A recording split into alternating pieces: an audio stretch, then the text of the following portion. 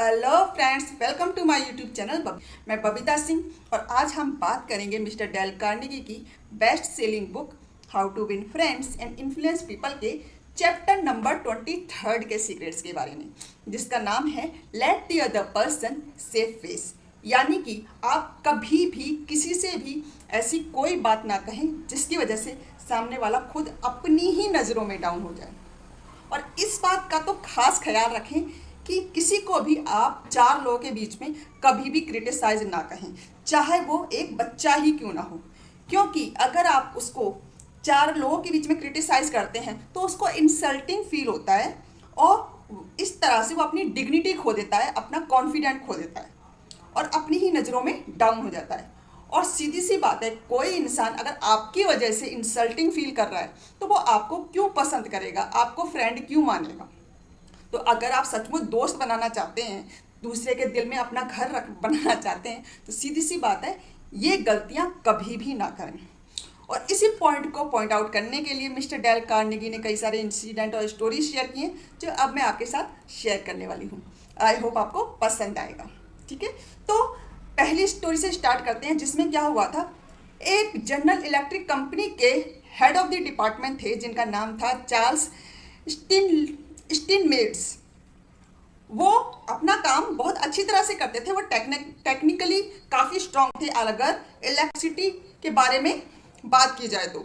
लेकिन जो managing part था उसमें थोड़े से वो सही से काम नहीं कर रहे थे।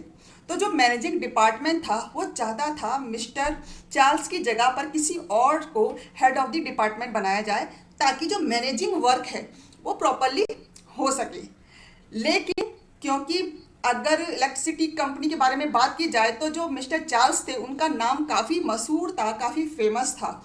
अगर मैनेजिंग डिपार्टमेंट मिस्टर चार्ल्स स्टीनमेट्स को उनकी जॉब से हटाता तो उनके लिए ये बहुत ही इंसल्टिंग होता, एम्बैरेसिंग होता। क्योंकि मिस्टर स्टीनमेट्स एक सेंसिटिव इंसान थे, काफ़ी बड़ा नाम था उनका और वो शायद इस बात को जल्दी से हजम नहीं कर पाते। तो उन्होंने मैनेजिंग डिपार्टमेंट ने एक आइडिया निकाला कि मिस्टर चार्ल्स स्टीनमेट्स को जॉब से नहीं निकाला बल्कि उनको एक नई पोजीशन दे दी। उस पोजीशन का नाम था कंसल्टिंग इंजीनियर का। क्योंकि वो अपने टेक्निकल पार्ट में तो काफ़ी अच्छे थे लेकिन मैनेजिंग पार्ट में लैग कर रहे थे, तो उनको एक नई जॉब दे दी, नई उपाधि दे दी और काम वो वही कर रहे थे जो पहले किया करते थे। लेकिन उनके ऊपर एक बॉस आ गया जिसका काम था काम को मैनेज करना। इस तरह से मिस्टर स्टीनमेट्स भी खुश थे, उनके डिपार्टमेंट ने भी इस सिचुएशन को इतनी चतुराई से हैंडल किया जिसकी वजह से सब खुश थे, कोई भी विवाद नहीं हुआ और मिस्टर स्टीनमेट्स थे वो अपनी नज़रों में उनकी डिग्निटी कम नहीं हुई। क्योंकि वो किसी को भी बताए थे कि मेरी पोजीशन नई है, मुझे नई पोजीशन पे रखा है, मुझे निकाला नहीं गया। तो ये था late the other person save face, यानी कि सामने वाले की डिग्निटी का भी ख्याल रखें। कभी भी आपके सामने कोई भी पोजीशन आए तो ऐसे ही अपने एम्प्लॉयज़ को नहीं निकाल देना चाहिए, क्योंकि एम्प्लॉयज़ को रखना और निकालना कोई फन नहीं है। ये लोग एक मिनट भी नहीं सोचते किसी को भी क्रिटिसाइज करने के बारे में, किसी की गलतियां निकालने के बारे में। कि अगर तुम किसी की गलतियां निकालते हो, किसी को क्रिटिसाइज करते हो, तो तुम उसको बिना सोचे समझे उसके अंदर क्या बीत रहा है, उस पर खुद पर क्या गुजर रही है। और अगर आपकी बातों से वो अपना कॉन्फिडेंट खोता है, अपना लोगों के बीच में अपना सम्मान खोता है, तो ये उसके लिए बहुत बड़ी बात है और इस तरह से आप अपने फ्रेंड भी खो देते हो। तो इसी बात को और भी क्लियर करने के लिए मिस्टर डेल कार्नेगी ने एक इंसिडेंट के बारे में बताया है जिसमें उन्होंने कहा था कि एक डिपार्टमेंट था टैक्स डिपार्टमेंट, जिसमें टैक्स डिपार्टमेंट का काम क्या होता है कि वो सालाना टैक्स फिल करते हैं, टैक्स प्ले, और वो टैक्स सालाना प्ले उनको भरना होता है टैक्स। तो उनका जो काम होता है वो सीजनल होता है। अब सीजनल काम की सबसे बड़ी प्रॉब्लम ये होती है कि जैसे इंडिया में देखा जाए तो फरवरी, मार्च, अप्रैल, फेब में और मार्च में सबसे ज़्यादा काम होता है। बाकी पूरे 10 महीने कोई ज़्यादा काम नहीं होता, क्योंकि जो इनकम टैक्स भरना होता है, बाकी काम करने होते हैं, इसी टाइम में एक रश की तरह वो काम आता है और उसके बाद पूरा साल ब्लैंक होता है। अब उस टाइम पर उस कंपनी में जितने भी एम्प्लॉय होते हैं, उस टाइम पे तो बहुत काम करना होता है, लेकिन जब ऑफ सीजन होता है यानी कि टैक्स भर चुके होते हैं, उसके बाद उस कंपनी को उन सारे एम्प्लॉयज़ को निकालना होता है, उनको जाने देना होता है, क्योंकि वो पूरे साल की तो सैलरी देंगे नहीं। 2 महीने का काम है तो सीधी सी बात है 2 महीने की ही सैलरी देंगे, क्योंकि वेयर ही नहीं कर पाएंगे इतने एक्सपेंसेस। तो लेकिन अब जो उस कंपनी के हेड थे, उनकी सबसे बड़ी प्रॉब्लम, मतलब प्रॉब्लम तो नहीं, क्योंकि सारे एम्प्लॉयज़ को पहले से ही पता था कि हमें सीजनल वर्क के लिए रखा गया है, लेकिन उस कंपनी में पहले वो किस तरह से हैंडल करते थे कि सभी एम्प्लॉय को एक एक करके बुलाते थे और बोलते थे कि जैसा कि आपको पता है कि अब आपके लिए हमारे पास कोई काम नहीं है, सीज़न ख़त्म हो चुका है, अब आपको जाना होगा, आपकी सेवाएं, अब हम आपको और कोई काम नहीं दे पाएंगे, अब अपने लिए दूसरी जॉब ढूंढिए। पहले वो ऐसे बोलते थे, यानी कि वो मतलब सामने वाले की फीलिंग का बिल्कुल भी ख्याल नहीं रखते थे। लेकिन थोड़े टाइम के बाद जो नया हेड ऑफ द डिपार्टमेंट आया था, उसके माइंड में ये बात घूमती रहती थी कि इस तरह से हम किसी भी एम्प्लॉय को निकालते हैं, भले ही उसे पता क्यों ना हो कि उसको जाना होगा, लेकिन उसको ये फीलिंग होती है कि मेरी कोई वैल्यू ही नहीं है, मुझे मतलब मुझको ऐसे ही जब मतलब पड़ा तो ले लिया, मतलब पड़ा तो निकाल दिया।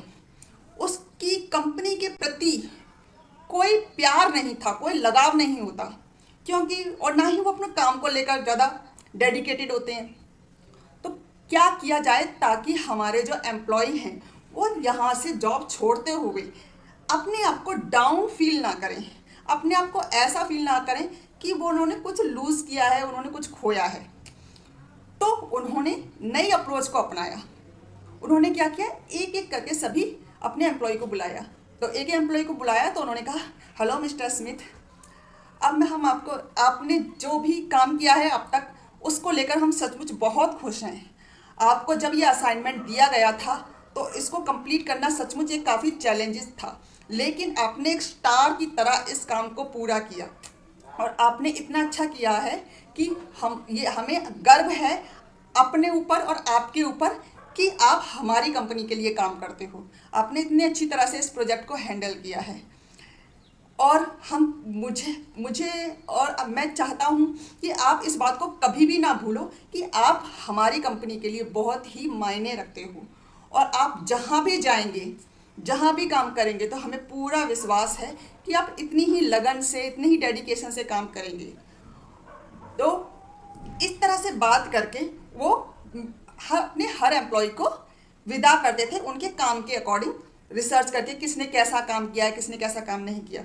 इससे जो एम्प्लॉय जॉब छोड़ के जाते थे, क्योंकि जाना तो था ही, वो खुद को डाउन फील नहीं करते थे, बल्कि उनके माइंड में एक बात होती थी कि अगर ये कंपनी के पास मेरे लिए और काम होता तो ये कंपनी मुझे नहीं छोड़ती, ये कंपनी मुझ पर भरोसा करती है और आगे भी इस कंपनी को अगर मुझसे काम होगा तो ये पूरे कीन इंटरेस्ट के साथ मेरे पास आएगी खुद से।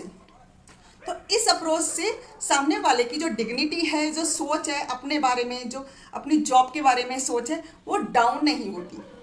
और अगर आप डायरेक्ट ही बोल देते हैं कि नहीं, अब हम, आपका काम ख़त्म हो गया है, अब हमें आपकी ज़रूरत नहीं है, आप जा सकते हैं, तो उसको ऐसा लगता है कि मैं कोई वैल्यू ही नहीं रखता कंपनी के लिए, मेरी कोई इमेज ही नहीं है, मेरी कोई आइडेंटिटी ही नहीं है।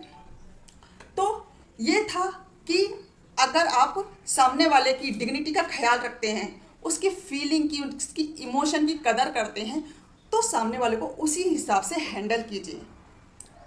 अब जैसे एक इंसिडेंट के बारे में मिस्टर डेल कार्नेगी ने बताया कि एक ही कंपनी में 2 इंसिडेंट हुए थे। उसमें क्या हुआ था, एक कंपनी का जो मैनेजिंग डायरेक्टर था, जो हेड था, वो अपना, उसके अंडर एक सुपरवाइजर था, उसको उसके काम के बारे में बात कर रहा था उससे और उसको बता रहा था कि तुमने ये काम किया है, ये ऐसे काम नहीं किया, ऐसे काम करना चाहिए था, और काफ़ी ऊंची टोन में बात कर रहा था और काफ़ी, मतलब उसकी पुच काफ़ी स्ट्रांग थी। और ये भी उसने नहीं सोचा कि उसके आसपास जो सुपरवाइज़र है, क्योंकि सुपरवाइजर है तो सीधी सी बात है उसके सुपरविजन में कई सारे एम्प्लॉय होंगे, तो वो भी आसपास खड़े थे। लेकिन वो मैनेजिंग पर्सन था, जो मैनेजर था, वो बिल्कुल भी इस बारे में उसने नहीं सोचा और सामने वाले सुपरमैन को उसको काम के रिगार्डिंग उसके फॉल्ट गिनवाने में लगा रहा कि तुमने ये गलती की है, तुमने ये गलती की है, तुमने ये गलती की है। और सुपरवाइजर था, अब सीधी सी बात है इतने सारे फॉल्ट मैनेजर गिनवा रहा है तो उसका भी सब्र का बांध टूटा और उसने बताया नहीं सर मैंने ये ऐसे नहीं किया। तो काफ़ी बहस हुई उन दोनों के बीच में। और सीधी सी बात है जो भी रिलेशन थे, जो भी अपनापन था कंपनी को लेकर, उस काम को लेकर, या उन दोनों पर्सनों के बीच में जो भी अच्छे मूवमेंट रहे होंगे, जो रिलेशन थे, वो उस छोटे से टाइम में, उस छोटे से मूवमेंट में पूरी तरह से वैनिश हो गए। और कुछ टाइम बाद उस सुपरवाइज़र ने उस कंपनी से अपनी जॉब छोड़ दी और उनके कॉम्पिटिटर के साथ जाकर जॉब करने लगा। और सीधी सी बात है वहाँ पर वो बहुत ही अच्छा काम कर रहा था। सिंपल सी बात है, क्योंकि उस मैनेजर ने उस एम्प्लॉय की डिग्निटी का ख्याल नहीं रखा। यहाँ जबकि वो सुपरवाइजर काफ़ी अच्छा था, नेचर में भी अच्छा था, काम में भी अच्छा था, लेकिन अपनी इंसल्ट फील होते देख उसने काउंटर अटैक किया। और इसी तरह की सिचुएशन एक और उसी कंपनी में आई। उसमें क्या था कि एक टेस्टिंग डिपार्टमेंट में, जो पैकिंग डिपार्टमेंट होता है, उसमें एक लेडी थी। उसका काम था कि टेस्ट करना, जो पैक किए हुई चीज़ों को कैसे वो करना है, उसकी टेस्टिंग करना। लेकिन उससे एक गड़बड़ हो गई, उसने पूरा जो काम था उसको ढंग से हैंडल नहीं किया, उसमें कुछ गड़बड़ हो गई। अब उससे भी बड़ी गड़बड़ क्या की कि जो उससे गड़बड़ हुई थी उसके बारे में उसने अपने मैनेजर से बात भी नहीं की और उसके रिगार्डिंग उसको एक पर्टिकुलर डेट पर अपनी रिपोर्ट सबमिट करनी थी। अब वो दिन भी आ गया जिस दिन उसको रिपोर्ट्स भेजनी थी। अब वो डरती हुई, अपनी सांसों को थामती हुई अंदर गई मीटिंग, जहाँ पर उन्हें मैनेजिंग डायरेक्टर वगैरह जहाँ पर बुलाया था वो वहाँ गई। सारे लोग बैठे हुए थे वहाँ पर, करीब 8-10 लोग बैठे हुए थे, उसके कलीग भी बैठे हुए थे, उनके सीनियर भी बैठे हुए थे। तो उसको रिपोर्ट सबमिट करनी थी। तो उसने स्टार्टिंग ऐसे की, सर मुझसे एक छोटा सा गलती हो गई जिसकी वजह से पूरा का पूरा जो टेस्टिंग का ये असाइनमेंट था मुझे दोबारा से स्टार्टिंग से स्टार्ट करना पड़ेगा और इसके लिए मुझे कुछ टाइम चाहिए, करीब 1 हफ्ते का टाइम चाहिए, 2 हफ्ते का टाइम चाहिए। उसके बाद ही मैं नेक्स्ट मीटिंग में अपनी रिपोर्ट सबमिट कर पाऊँगी। अब ये बोल दिया। उसके बाद वो इंतज़ार करने लगी कि बाकी सारे जितने भी लोग हैं और जो मैनेजर हैं, जो उनके हेड हैं, वो उस पर को उसके बारे में बोलेंगे, उसको डांटेंगे, उसकी कमियां ढूंढेंगे। लेकिन जो उसका सीनियर था उसने कुछ अलग अप्रोच अपनाई। उसने क्या कहा, मैं जानता हूँ ये बहुत ही रेयर बात है कि किसी भी नए प्रोजेक्ट में ऐसी गलती हो जाए, लेकिन मैं समझता हूँ कि तुमने अपनी तरफ से पूरी कोशिश की होगी इस काम को सही से करने की, और तुमने जो भी गलती हुई है वो गलती तुमने जानबूझकर नहीं की। ये गलती तुम्हारे लैक ऑफ एक्सपीरियंस की वजह से हुई है। इसका मतलब ये नहीं है कि तुम अपने काम को लेकर संजीदा नहीं हो या आगे तुम्हारे अंदर पोटेंशियल नहीं है।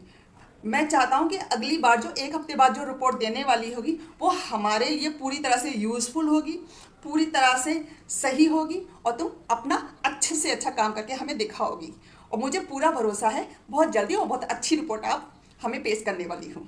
और उनका जो स्टाफ था उनको भी ये यकीन दिलाया कि ये बहुत ही अच्छी लड़की है, बहुत ही डेडिकेटेड लड़की है, गलती हो गई कोई बात नहीं, तो हम आपकी रिपोर्ट का अगली मीटिंग में वेट करेंगे। अब जब ये बात सुनी तो सीधी सी बात है, अपने जो सीनियर था उसके प्रति उस लड़की के दिल में जो इज्जत की भावना थी वो कितनी गुना बढ़ गई होगी। और सबसे बड़ी बात, उस लड़की के जितने भी कलीग बैठे थे और भी लोग बैठे थे, उनके सामने शर्मिंदा होने से उनके सीनियर ने उसको बचाया। तो उसको मतलब save her face, he let her save her face, यानी कि उस सीनियर ने अपनी सेक्रेटरी को दूसरों के सामने अपमानित होने से बचाया, उसकी डिग्निटी का ख्याल रखा, उसको उसकी खुद की ही नज़रों में डाउन नहीं होने दिया।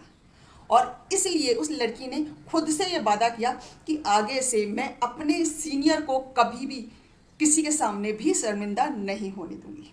तो ये थी एक ही चीज को लेकर डबल अप्रोच। एक जगह पे एक सीनियर ने अपने जूनियर को क्रिटिसाइज किया, उसकी गलतियां गिनवाई, जिसकी वजह से उनका जूनियर उसको जॉब छोड़ के चला गया कॉम्पिटिटर के पास।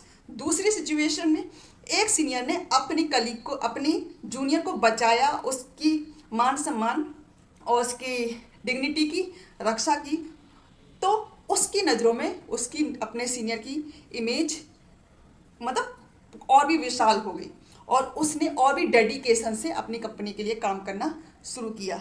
और हर लीडर यही करता है और हर लीडर को यही करना चाहिए। तो आप भी अगर आप अपनी ज़िंदगी में अच्छे दोस्त बनाना चाहते हैं, अपने बिजनेस में अच्छे रिलेशन चाहते हैं, अपने एम्प्लॉयज़ के साथ या अपने सीनियर के साथ, किसी के भी साथ आपको अपने जो रिलेशन है स्ट्रॉन्ग करने हैं, पावरफुल करने हैं, मीनिंगफुल बनाने हैं, तो आपको इन छोटी छोटी बातों का ख्याल रखना पड़ेगा। अदरवाइज नॉर्मल चीज़ें, लोगों को ताना देना, लोगों की गलतियां गिनवाना, लोगों में गलतियां ढूंढना आम बात है।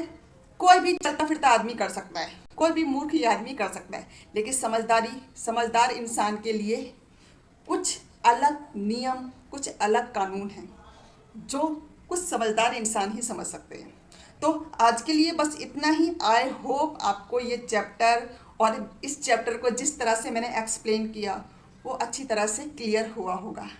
तो नेक्स्ट चैप्टर में फिर से मिलूंगी मैं आपके साथ। ये चैप्टर की एक्सप्लेनेशन अगर समझ आई हो, पसंद आई हो, तो प्लीज़ लाइक कर दीजिएगा, शेयर कर दीजिएगा, और आगे भी अगर मेरी बताई हुई एडवाइस आपको पसंद आती है तो चैनल को सब्सक्राइब कर लीजिए और बेल बटन पे टन करना तो बनता है। Okay, have a nice day, bye bye.